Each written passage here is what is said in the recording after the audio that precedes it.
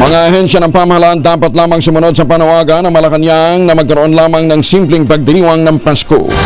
Yan naman ibabalita sa atin ni Raymond at Pangasa, Rich 28. Raymond, good morning. Hinimok ni Senador Risa Hontiveros ang lahat ng mga ahensya ng pamahalaan na sumunod sa panawagan ng Malacanang na pagdiriwang ng simpleng Pasko. Ayon kay Hontiveros, magandang makita na magsimula mismo ito sa Office of the President at tiyak na gagayang iba pang ahensya ng pamahalaan hanggang sa mga local government units. Sabi ng Senador, matagal na nilang ginagawa ito sa kanyang opisina, alinsunod sa prinsipyo ng mga opisyal at kawani ng gobyerno ay dapat mamuhay ng simple.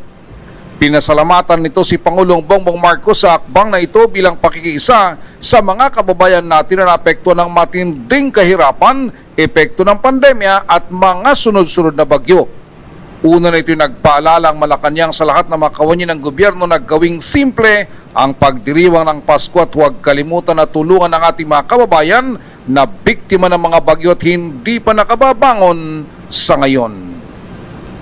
Narito si Senador Risa Hontiveros. I hope na all throughout the government, mula Office of the President hanggang sa mga LGUs natin, maobserbahan namin yan.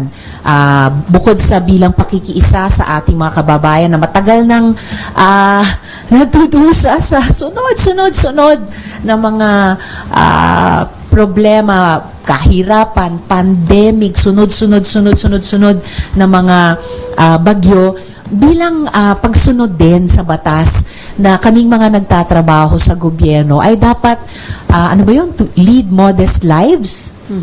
Ito si RH28 Raymond Adpas para sa DZRH, una sa Pilipinas, una sa Pilipino. Magandang umaga, Pilipinas!